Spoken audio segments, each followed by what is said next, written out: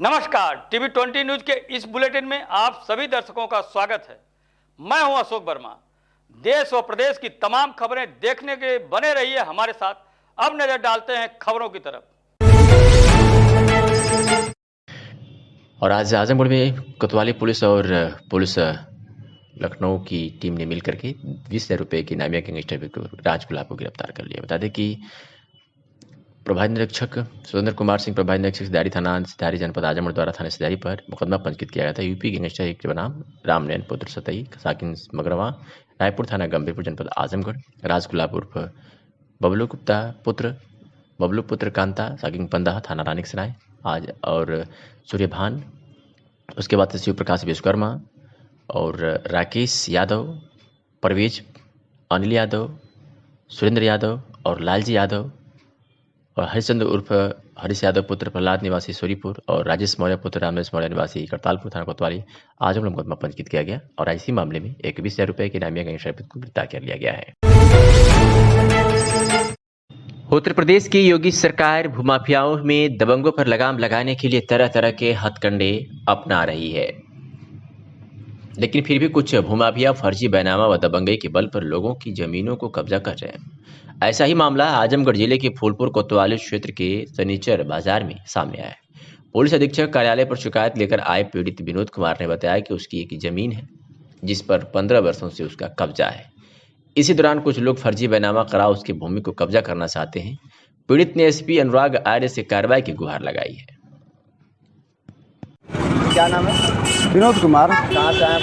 फूलपुर से। क्या मामला है आप लोग आए? मामला ये है सर, मेरा 15 साल से ज़मीन हम लोगों का जो है चला आ रहा है, कब्जा है, चारों तरफ से बाउंड्री है, नाद खूटा गाय गोरू अपना बांधते हैं रखते हैं, चारों तरफ से बाउंड्री भी है, टीना लगा है, पेड़ लगा है, सब कुछ है सर, सामान भी रखा उसमें है।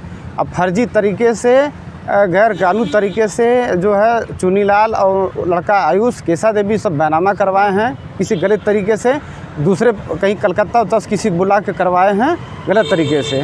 और यहाँ पे उनका कुछ है नहीं है और सब कुछ मेरा है, उस पर दर्शाया भी इन्हीं का कमीशन हम निकाल के देखे हैं। यही लड़का बोल रहा था चुनीलाल का कि इनका रतनलाल का हाथा है। कोर्ट में चल रहा है? कोर्ट में दीवारी में चल रहा है मामला और तहसील से जो है गलत रिपोर्ट लगा है, तहसील से गलत रिपोर्ट लगा है कि इनका कब्जा दिलाया जाए। जो है क्या चाहते हैं आप? हम यही चाहते हैं कि जो मेरा गलत इनका बनामा निरस्त हो, हम उस पर मकान बनवाएं। वीडियो भी आप उनका वायरल मैडम का क्या है? जी, सब इन गलत एकदम झूठा आरोप लगा इनके ऊपर है, डंडा से मार रही है वो है और ऐसा कुछ है ये नहीं है।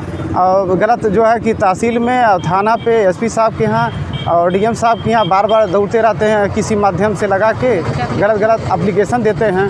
हम लोग बताइए अपना काम धाम करेंगे, जो है परेशान कर रहे हैं एकदम जो है गलत तरीके से। आजमगढ़ के बुढ़नपुर तहसील क्षेत्र के गणपतपुर गांव में वार्ड संख्या 1291/2022 के आदेश के क्रम में काटा संख्या 140034 हेक्टेयर स्थित पोखरी की जमीन में 0.015 हेक्टेयर जमीन प्रतिवादी चंद्रदेव पुत्र सतई द्वारा 5 वर्षों से किए गए अतिक्रमण को तहसीलदार बुढ़नपुर के आदेश के क्रम में नायब तहसीलदार धर्मेंद्र सिंह और राजस्व निरीक्षक टीम के साथ ग्राम प्रधान की मौजूदगी में जेसीबी मशीन लाकर खाली कराया गया है। प्रतिवादी द्वारा पोखरी की जमीन पर अवैध अतिक्रमण कर शौचालय तथा मंडई का निर्माण कराया गया था, जिसे नायब तहसीलदार धर्मेंद्र सिंह के नेतृत्व में पहुंची राजस्व टीम ने खाली कराया तथा प्रतिवादी चंद्रदेव पुत्र सतई को उस जमीन से बेदखल किया गया। नायब तहसीलदार धर्मेंद्र सिंह ने बताया कि तहसीलदार बुरहानपुर के आदेश के क्रम में आज गणपतपुर में पोखरी की जमीन पर अतिक्रमण कर बनाया गया शौचालय तथा मंडई को राजस्व निरीक्षक की टीम द्वारा रेखांकित कर खाली कराया गया है। अतिक्रमण की जमीन को पूरी तरह से खाली करा दिया गया तथा प्रतिवादी को अतिक्रमण की गई जमीन से बेदखल भी कर दिया गया। सरकार की योजना के अनुसार कोई भी बंजर भूमि, पोखरा, तालाब व सरकारी जमीन पर कब्जा करता हुआ पाया गया है तो उसी के खिलाफ सख्त प्रशासन के द्वारा अतिक्रमण हटाने का कार्य किया जाएगा। इस मौके पर समस्त ग्रामवासी तथा ग्राम प्रधान भी मौजूद रहे। सुनाते हैं कि नायब तहसीलदार धर्मेंद्र सिंह ने क्या कुछ कहा। आज यहाँ गणपतपुर में अतिक्रमण को खाली कराया जा रहा है, क्या मामला है? यहाँ पे जो हमारी पोखरी थी उस पर एक ये देख रहे हैं जैसे कि एक लैट्रिन जो है थोड़ा सा अवैध रूप से बनी हुई थी, जिसको अभी हमने कल उसके पहले धारा 67 में तहसीलदार सर के यहाँ से आदेश हुआ था और जिसको आज यहाँ से अतिक्रमण मुक्त कराया गया। धारा 67 के तहत आदेश प्राप्त होने के बाद ही आज हमारी लेखपाल टीम और हम यहाँ उपस्थित होकर इस अतिक्रमण। कितना अतिक्रमण था, कितना खाली कराया? लगभग अतिक्रमण जितना था वो तो खाली हमने करा लिया।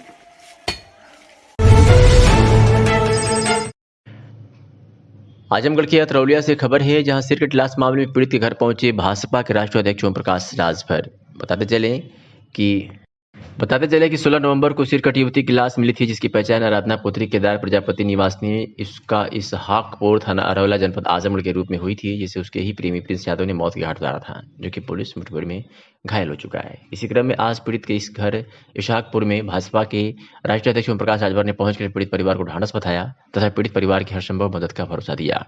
उन्होंने कहा कि हत्या बहुत ही निंदनीय है, इसकी जितनी भी निंदा की जाए वह कम है। पुलिस अपना काम बखूबी निभा रही है। वांछित लोगों की गिरफ्तारी भी हो चुकी है, लेकिन केवल एक अभियुक्त जिस पर 25,000 का इनाम रखा गया है, वो फरार चल रहा है। इसे जल्द से जल्द गिरफ्तार कर लिया जाएगा। पीड़ित परिवार की हर संभव मदद की जाएगी। पीड़ित परिवार की सुरक्षा की जिम्मेदारी हम सभी की होती है। दुर्घटना बीमा के माध्यम से भी पीड़ित परिवार की मदद की जाएगी। आइए सुनाते हैं कि भाजपा के राष्ट्रीय अध्यक्ष ओम प्रकाश राजभर और मृतका के पिता ने क्या कुछ कहा। केदार प्रजापति। आज ओम प्रकाश राजभर पूर्व मंत्री आपके यहाँ आए थे अभी थोड़ी देर पहले। हाँ। क्या आपको आश्वासन दिए हैं और क्या कहे हैं? और वही समझा के गए से। हाँ, कहना कि डरना नहीं, हम लोग तुम्हारे मदद के लिए हम लोग लगे हैं। हाँ, डरना नहीं, कोई दिक्कत नहीं है। कोई दिक्कत हो तो हम लोग को बताना। तो आपको क्या आश्वासन दिए हैं? मदद करेंगे आपकी? अभी हमको कुछ पता ही नहीं, आपको जैसे आप अभी ओम प्रकाश जी आए थे तो क्या कहे? आपके साथ खड़े हैं? हाँ, खड़े हैं। आपके साथ खड़े हैं। हाँ। चलिए ठीक। सर, आप यहाँ पर आए हैं इसहाकपुर में, क्या लगा? मामला कैसा आपको प्रतीत हो रहा है? कि जो बच्ची के पिताजी ने बताया, उसकी बहन ने बताया है, तो ये घटना जिस तरह की ये जघन्य घटना है और इस तरह की घटना बहुत रियर कहीं कहीं मिलती है कि ले जा करके उसको जो है इस तरह की घटना की गई, हाथ पैर काट देना, सिर अलग कर देना, इसकी जितनी भी निंदा किया जाए वो कम है। और जहाँ तक सवाल पुलिस का है, तो पुलिस ने अपना काम बखूबी निभाया है। अपराधी को पकड़ा, अपराधी ने अपराध कबूल कर लिया। 90% जो FIR में नाम है उनको जेल भेज दिया। अभी एक अपराधी जो 25,000 का इनामी है, अभी बाहर घूम रहा है, फरार है। बात हुई अभी इंस्पेक्टर से अरवला, तो उन्होंने बताया कि 5 टीम बनी हुई है, उसकी जल्दी गिरफ्तारी हो जाएगी।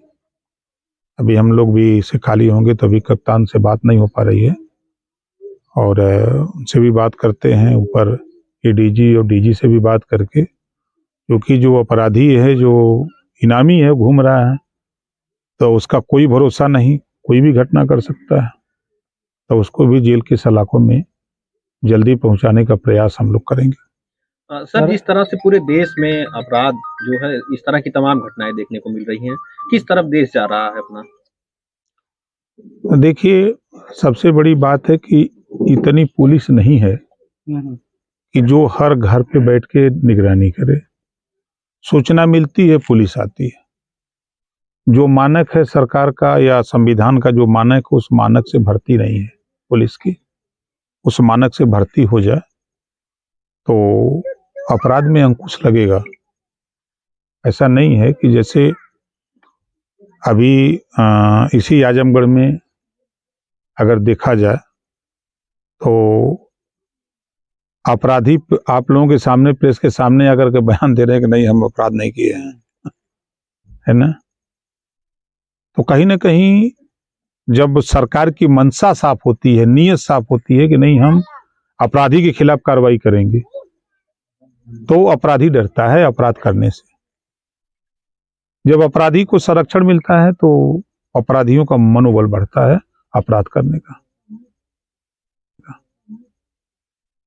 आप पीड़ित परिवार से मिले हैं, कुछ सहयोग आपकी तरफ से मिलेगा?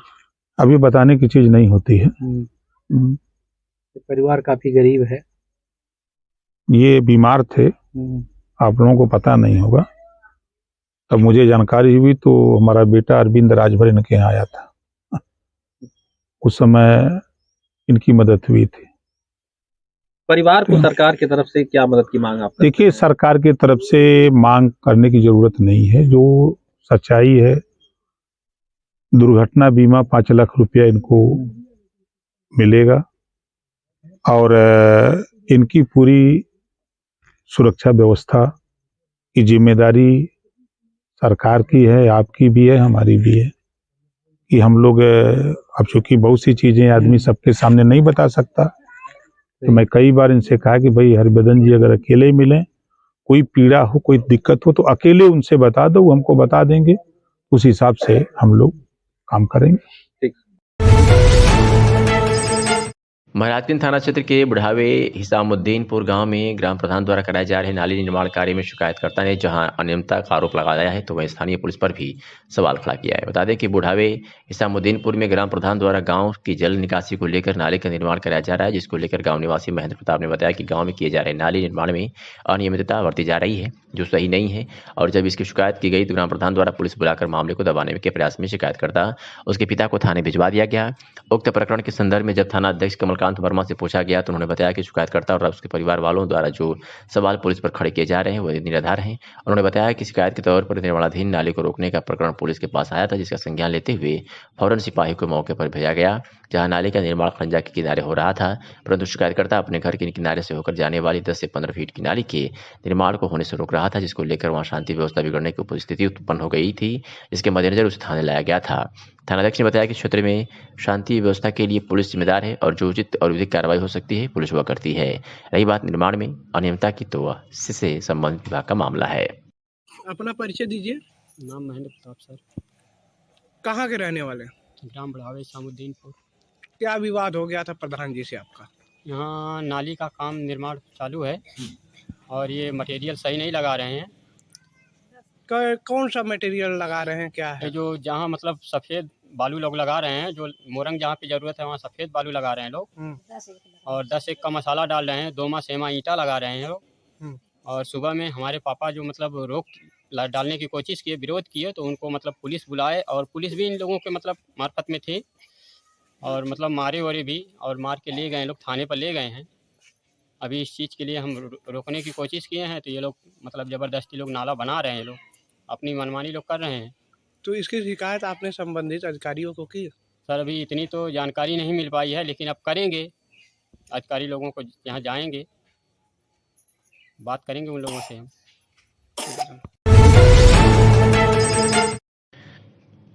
फूलपुर पुलिस की बड़ी कार्रवाई देखने को मिली है। 10 वारंटियों को गिरफ्तार किया है। बता दें कि 5 टीमें गठित की गई थी। प्रभारी निरीक्षक अनिल कुमार सिंह और मैं हमरा उप निरीक्षक अशोक कुमार मौर्य सहित टीम गठित की गई और जो वारंटी थे, जिनका नाम, एक का नाम राम कंवल है, दूसरे का नाम राम शकल है, तीसरे का नाम राम बच्चन और चौथे का नाम लाल मोहम्मद है, 5वां इंद्रजीत, 6ठा रामकेश राजभर, 7वां पुरुषोत्तम पुत्र राम स्वारथ, जागरनाथ पुत्र और प्रेमचंद्र और 10वें का आज़ाद पुत्र मिट्ठू। इन 10 को गिरफ्तार किया है पुलिस ने। महाराजगंज पुलिस ने दुष्कर्म करने वाले आरोपी को गिरफ्तार किया है। बता दें घटना के बारे में तो संक्षेप में जान लीजिए। 23 नवंबर को अभियुक्त रामनाथ सनाफ अंबिका निषाद द्वारा वादी की पोती को धान बटोरते समय गन्ने के खेत में ले जाकर जबरदस्ती अवैध संबंध बनाया गया तथा उलाहना देने जाने पर गाली गुप्ता भद्दी देते हुए मारपीट और जान से मारने की धमकी दी गई। के संबंध में मुकदमा पंजीकृत किया गया और विवेचना प्रारंभ की गई और आज पुलिस ने उसे गिरफ्तार कर लिया। आजमगढ़ में जिला सुरक्षा समिति की बैठक में आजमगढ़ से चलने वाली प्राइवेट बसों की परमिट अंकित करने का निर्देश दिया गया था, जिसके बाद इसके संबंध में परिवहन विभाग के अधिकारियों ने प्राइवेट बस संचालकों के साथ बैठक की और उनके इसके विषय में जानकारी दी। इसके तहत गुरुवार को नगर के नरौली स्थित प्राइवेट बस स्टैंड पर सभी बसों के शीशे पर उनके परमिट की वैधता अंकित की गई। परिवहन विभाग पुलिस व आदालत पुलिस के नेतृत्व में टीम नगर के नरौली प्राइवेट बस स्टैंड पर पहुंची। यहां टीम ने बसों के कागजातों को चेक किया और उनके शीशे पर वाहनों के परमिट की वैधता को अंकित कराया। इस दौरान आरटीओ परिवहन विभाग के आरआई यातायात निरीक्षक व पुलिस बल मौजूद रहा। आरटीओ ने कहा कि इसके संबंध में जिलाधिकारी ने पहले भी निर्देश दिए थे। फिर जिला सुरक्षा समिति की बैठक में भी मामला उठा। इसके बाद आजमगढ़ से जाने वाली सभी प्राइवेट बसों की स्क्रीन पर उनको किस प्रकार का परमिट दिया गया और उसकी वैधता कब तक है अंकित कराया जा रहा है। आज सर ये बस उस पे आज परमिट का लेकिन अभियान चला, क्या है सर इसमें? जिला सुरक्षा समिति के बैठक में और पूर्व में जिलाधिकारी महोदय के द्वारा निर्देशित किया गया था कि जो भी बसें आजमगढ़ से संचालित हो रही हैं उस पर स्पष्ट रूप से उनके विंड स्क्रीन पर फ्रंट पे परमिट का उल्लेख हो, किस प्रकार की परमिट उनको परिवहन विभाग के द्वारा जारी की गई है और उस परमिट की वैधता क्या है। इसी के तहत मतलब ये मीटिंग भी की गई थी बस मालिकों की, तो बस मालिक नहीं करा रहे थे। इसी के अभियान के तहत आज परिवहन विभाग के द्वारा और पुलिस यातायात विभाग के द्वारा और रोडवेज के संयुक्त अभियान के तहत रिकॉर्ड से चेक करते हुए इन बसों पे परमिट संख्या और परमिट की वैधता का वो लिखाया जा रहा है। यातायात माह नवंबर 2022 जागरूकता अभियान के दौरान सुधीर जायसवाल अपर पुलिस अधीक्षक यातायात एवं प्रभारी यातायात धनंजय शर्मा द्वारा जनपद के शहरी क्षेत्र के विभिन्न स्थानों पर आमजन को यातायात नियमों को पालन करने हेतु यातायात जागरूकता और चेकिंग अभियान चलाया गया। ITI कॉलेज आजमगढ़ के पास जागरूकता अभियान चलाया गया। अभियान के दौरान स्कूल के छात्र छात्राओं जो 18 वर्ष से कम उम्र के हैं उनको वाहन नहीं चलाने हेतु जागरूक किया गया तथा स्कूल प्रबंधन को निर्देशित किया गया कि आवश्यक छात्र छात्राएं जो वाहन लेकर विद्यालय में आते हैं उन्हें प्रवेश नहीं देंगे तथा उनके अभिभावक को नोटिस दें कि आवश्यक बच्चों को वाहन न दें।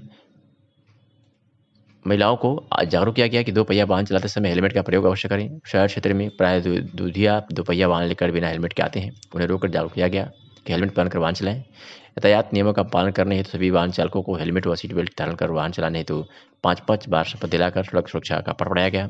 इसके अतिरिक्त आम जनमानस में पम्पलेट वितरण कर यातायात नियमों के प्रति जागरूक किया गया। आजमगढ़ जनपद में बरदह पुलिस ने आज शादी का झांसा देकर दुष्कर्म करने वाले आरोपी को गिरफ्तार कर लिया है। बता दें कि 16 नवंबर की घटना है जहां वादनी थाना सरजनवा जिला गोरखपुर हाल पता गोविंदपुरी नई दिल्ली को अभियुक्त अशरफ खान पुत्र इश्तियाक खान निवासी बक्सरपुर थाना बरदह आजमगढ़ द्वारा शादी का झांसा देकर करीब 8 साल पूर्व से शारीरिक संबंध बनाता था। वादनी के बिना मर्जी के धोखे से दवा देकर बच्चा गिरवा देना एवं वादनी को धोखा देकर दूसरी शादी करना, इन तमाम मुद्दों को लेकर के वादनी ने मुकदमा पंजीकृत कराया और आज बरदह पुलिस ने उसे गिरफ्तार कर लिया।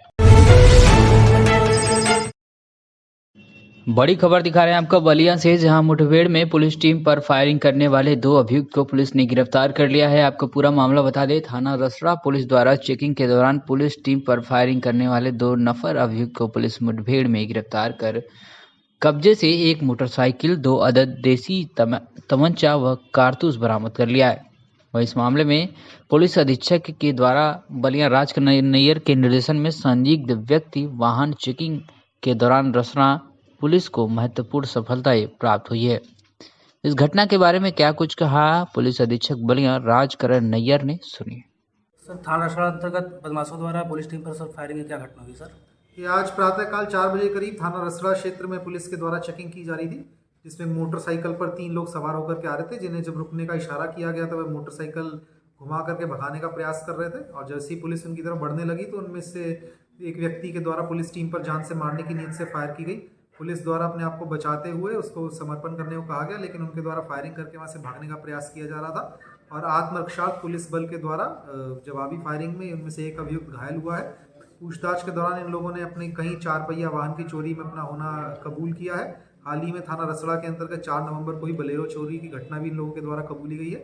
इसमें एक अभियुक्त सुनील पुलिस के साथ आत्मरक्षार्थ फायरिंग में घायल हुआ है और उसका एक साथी मुकेश अरेस्ट हुआ है।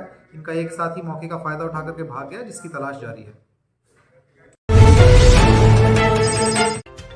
बड़ी खबर दिखा रहे हैं आपको बलिया से, जहां मुठभेड़ में पुलिस टीम पर फायरिंग करने वाले 2 अभियुक्त को पुलिस ने गिरफ्तार कर लिया है। आपको पूरा मामला बता दें, थाना रसड़ा पुलिस द्वारा चेकिंग के दौरान पुलिस टीम पर फायरिंग करने वाले 2 नफर अभियुक्त को पुलिस मुठभेड़ में गिरफ्तार कर कब्जे से 1 मोटरसाइकिल, 2 अदद देसी तमंचा व कारतूस बरामद कर लिया है। वह इस मामले में पुलिस अधीक्षक के द्वारा बलिया राज नैयर के निर्देशन में संदिग्ध व्यक्ति वाहन चेकिंग के दौरान रसना पुलिस को महत्वपूर्ण सफलता प्राप्त हुई है। इस घटना के बारे में क्या कुछ कहा पुलिस अधीक्षक बलिया राजकरण नैयर ने, सुनिए। सर, थाना रसड़ा अंतर्गत बदमाशों द्वारा पुलिस टीम पर सर फायरिंग की क्या घटना हुई सर? ये आज प्रातःकाल 4 बजे करीब थाना रसड़ा क्षेत्र में पुलिस के द्वारा चेकिंग की जा रही थी, जिसमें मोटरसाइकिल पर 3 लोग सवार होकर के आ रहे थे, जिन्हें जब रुकने का इशारा किया गया तो वह मोटरसाइकिल घुमा करके भगाने का प्रयास कर रहे थे और जैसे ही पुलिस उनकी तरफ बढ़ने लगी तो उनमें से एक व्यक्ति के द्वारा पुलिस टीम पर जान से मारने की नीयत से फायर की गई। पुलिस द्वारा अपने आप को बचाते हुए उसको समर्पण करने को कहा गया, लेकिन उनके द्वारा फायरिंग करके वहाँ से भागने का प्रयास किया जा रहा था और आत्मरक्षार्थ पुलिस बल के द्वारा जवाबी फायरिंग में उनमें से एक अभियुक्त घायल हुआ है। पूछताछ के दौरान इन लोगों ने अपने कहीं 4 पहिया वाहन की चोरी में अपना होना कबूल किया है। हाल ही में थाना रसड़ा के अंतर्गत 4 नवंबर को ही बलेरो चोरी की घटना भी इन लोगों के द्वारा कबूली गई है। जिसमें एक अभियुक्त सुनील पुलिस के साथ आत्मरक्षात्मक फायरिंग में घायल हुआ है और उसका एक साथी मुकेश अरेस्ट हुआ है। उनका एक साथी मौके का फायदा उठा करके भाग गया, जिसकी तलाश जारी है। आजमगढ़ की सगड़ी तहसील स्थित बाबू शिवपत्तर राय स्मारक महाविद्यालय रामगढ़ सगड़ी आजमगढ़ में तहसील स्तरीय इंटर कॉलेज स्पोर्ट्स लीग व कौशल विकास प्रतियोगिता 2022 का शुभारंभ महाविद्यालय के प्रबंध समिति के अध्यक्ष केदारनाथ राय द्वारा एवं महाविद्यालय के प्रबंधक कमलेश द्वारा मां सरस्वती की प्रतिमा पर माल्यार्पण व दीप प्रज्वलित कर किया गया। इसके साथ मशहूर भोजपुरी गायक एवं शूर संग्राम विजेता मोहन राठौर द्वारा सरस्वती वंदना प्रस्तुत किया गया। इसके साथ बच्चों के बीच में जाकर दिल लिया है जान भी देंगे ऐ वतन तेरे लिए एवं जहां डाल डाल पर सोने की चिड़िया करती है बसेरा वो भारत देश हमारा जैसे लोकप्रिय गीत को गाकर तहसील स्तर से आए 27 इंटर कॉलेज के बच्चों का उत्साहवर्धन किया। कार्यक्रम का संचालन आयोजन सचिव डॉक्टर नीतीश कुमार श्रीवास्तव द्वारा किया गया। इसके द्वारा बताया गया कि स्वस्थ शरीर में स्वस्थ मस्तिष्क निवास करता है। कुछ इन्हीं महत्वपूर्ण उद्देश्यों को लेकर इस कार्यक्रम का शुभारंभ किया गया। कार्यक्रम आयोजन मंडल के डॉक्टर दिव्य प्रकाश राय द्वारा सभी प्रतिभागी छात्र छात्राओं को प्रतियोगिता हेतु तैयार करवाया गया। सबसे पहले छात्र छात्राओं द्वारा कबड्डी की प्रतियोगिता शुरू की गई। के पश्चात खो खो, वॉलीबॉल एवं बैडमिंटन में सभी प्रतियोगी छात्र छात्राएं अपनी प्रतिभा को दिखाया। बड़ा ही सराहनीय रहा। महाविद्यालय के प्राचार्य डॉक्टर ए राय द्वारा सभी अतिथियों का आभार व्यक्त किया गया।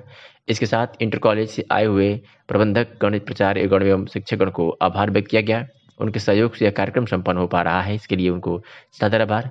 महाविद्यालय के प्रबंधक कमलेश राय द्वारा बताया गया कि निश्चित रूप से यह कार्यक्रम क्षेत्र के सभी छात्र छात्राओं के लिए उनके व्यक्तित्व के विकास के, उनके मानसिक विकास में, उनके शारीरिक विकास में एक महत्वपूर्ण भूमिका निभाएगा, जो हमारी शिक्षा व्यवस्था का एक महत्वपूर्ण है। बिना शारीरिक रूप स्वस्थ हुए हम अपने लक्ष्य को प्राप्त नहीं कर सकते। इसके साथ इस कार्यक्रम में महाविद्यालय के सभी अध्यापकगण, अध्यापिकागण, कर्मचारीगण मौजूद थे एवं महाविद्यालय के पुरातन छात्र छात्राओं द्वारा भी इस कार्यक्रम में सहयोग किया गया। आयोजन सचिव डॉक्टर नीतीश कुमार श्रीवास्तव।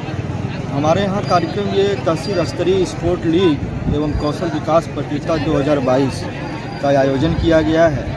इसमें तहसील स्तर के समस्त इंटर कॉलेज के छात्र छात्राएं विभिन्न अपने व्यक्तिगत जो उनके कौशल हैं आज उनको यहाँ पे निखारने का अवसर मिला है, जो कि आने वाले समय में उनको बहुत आगे तक ले जाएगा। सर, बच्चों को क्या संदेश रहेगा सर? कि बच्चों को संदेश हमारे महाविद्यालय का, पूरी टीम का, हमारे इसके लिए मैं अपने प्राचार्य प्रबंधक का बहुत बहुत धन्यवाद देता हूँ। साथ ही जो हमारी टीम है, डॉक्टर दिव्य प्रकाश राय और भी जो टीम में लोग लगे हुए हैं, उन सबका बहुत सादर आभार है कि बड़े जोश शोश के साथ हम लोग इस कार्यक्रम में लगे हैं। और एक संदेश यही देना है कि स्वस्थ शरीर में स्वस्थ मस्तिष्क निवास करता है और हमें कहीं न कहीं इस चीज़ को, बच्चों को अपने इस चीज़ को लाना होगा कि जब तक वह स्वस्थ नहीं होंगे, सही ढंग से वो पढ़ाई नहीं कर पाएंगे। तो पढ़ाई सही दिशा में देखा जाए तो पूर्णता की तरफ वही जाती है जिसमें स्वास्थ्यता, जब व्यक्ति स्वस्थ नहीं रहेंगे तो सही ढंग से अपने कार्य को नहीं कर पाएंगे। मैं कमलेश राय, प्रबंधक बाबू शिवपत्तर राय स्मारक महाविद्यालय रामगढ़। ये जो कार्यक्रम चल रहा है, ये इंटरमीडिएट जो तहसील स्तरीय इंटरमीडिएट कॉलेज का खेल कूद प्रोग्राम है और इसका मकसद ये है कि इस क्षेत्र के बच्चे, पहले से आजमगढ़ का नाम रहा है और सगड़ी उसमें सरोपर रहा है। यहाँ से सबसे ज़्यादा पुलिस फोर्स में बच्चे जाते थे, आगे भी निरंतर बना रहे। इसीलिए खेल कूद के प्रोग्राम के माध्यम से हम चाहते हैं कि बच्चों में ऊर्जा भरे और सशक्त लोग बने, क्योंकि जब स्वस्थ रहेंगे तब मानसिक रूप से स्वस्थ रहेंगे, तभी पढ़ाई लिखाई अच्छी होगी और पढ़ लिख के जाके कहीं न कहीं बाहर अपने तहसील का नाम करेंगे, आजमगढ़ का नाम करेंगे, प्रदेश का नाम करेंगे और देश का नाम करेंगे। इसी माध्यम से ये कार्यक्रम रखा गया है कि इसके माध्यम से यहाँ से शुरुआत हो, कार्यक्रम इसी तरह चले। हर साल हम करवाते हैं खेल कूद का प्रोग्राम, इस साल भी यहाँ से शुरुआत होगी और इस कार्यक्रम के माध्यम से मैं चाहता हूँ कि फोर्स में सबसे ज़्यादा बच्चे हमारे तहसील से। सर, ये कार्यक्रम कब तक चलेगा? कल, आज और कल का प्रोग्राम है, 2 दिन का है। सर, इस कार्यक्रम में मुख्य अतिथि कौन है? मुख्य अतिथि हम किसी विशेष को नहीं बुलाते। हमारे जो अलग अलग विद्यालयों के प्राचार्य हैं, प्रबंधक हैं, क्षेत्रीय जो लोग हैं उनको हम बुलाते हैं। हम इसमें पॉलिटिकल किसी को नहीं। ठीक सर। बाबू शिवपत्तर राय स्मारक महाविद्यालय से हमारे विद्यालय में 2 दिवसीय क्रीड़ा प्रतियोगिता का आयोजन किया गया है, जिसका आरंभ आज से हुआ है। आज खो खो, कबड्डी, वॉलीबॉल और बैडमिंटन की प्रतियोगिता है। कल हमारे विद्यालय में स्कूल में समापन समारोह है, जिसमें वाद्य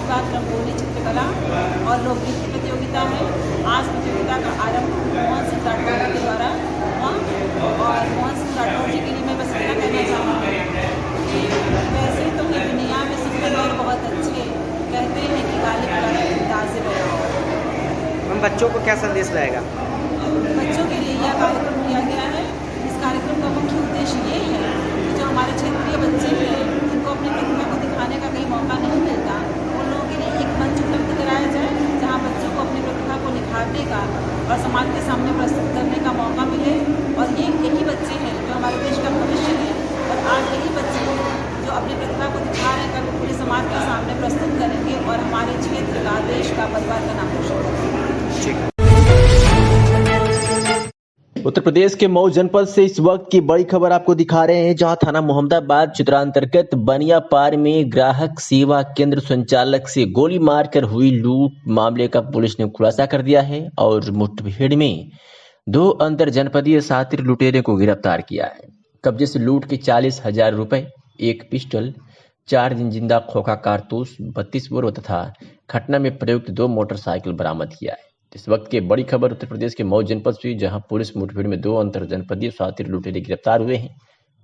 ग्राहक सेवा केंद्र संचालक से गोली मारकर लूट हुई थी। इस मामले का आज पुलिस ने खुलासा कर दिया है और 2 शातिर लुटेरों को गिरफ्तार कर लिया है। कब्जे से लूट के 40,000 रुपए भी बरामद कर लिया है।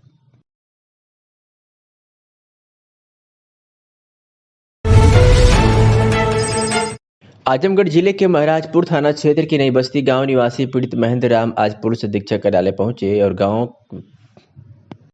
के एक दबंग व्यक्ति के खिलाफ शिकायती प्रार्थना पत्र एसपी को सौंपा। मीडिया से बातचीत में पीड़ित ने बताया कि वह घर जा रहा था। रास्ते में उसे गांव निवासी मुन्ना सिंह ने रोक लिया और जाति सूचक शब्दों का प्रयोग करते हुए भद्दी गालियां दी। वह मारने पीटने की धमकी दी। स्थानीय थाने पर शिकायत करने के बाद भी कोई कार्रवाई नहीं हुई है। थकार कर हम आज पुलिस अधीक्षक कार्यालय पहुंचे। क्या कुछ कहा पीड़ित ने, मीडिया से हुई बातचीत में सुनिए। क्या नाम है? महेंद्र राम। कहाँ के आए हैं? मेहनाजपुर नई बस्ती थाना? नई बस्ती मेहनाजपुर थाना। तो क्या मामला है आप आए हैं? तो क्या मामला है कि मतलब हम जा रहे थे, रास्ता में रोक करके गाड़ी दे रहे थे। कौन? मुन्ना सिंह। क्या है वो लोग? क्या नाम? हाँ, दबंग आदमी है। जैसे रास्ता पर हाँ चबारिया सियारिया कर रहे थे, धमकी दे रहे थे मारने के लिए। थाने गए थे? हाँ। क्या हुआ? नहीं सुनवाई हुआ। क्या चाहते हैं आप? चाहते हैं कि कार्रवाई चाहते हैं। अभी एसपी साहब के यहाँ हैं क्या सब? हाँ सब एसपी साहब के यहाँ। क्या कहें? कार्रवाई करेंगे।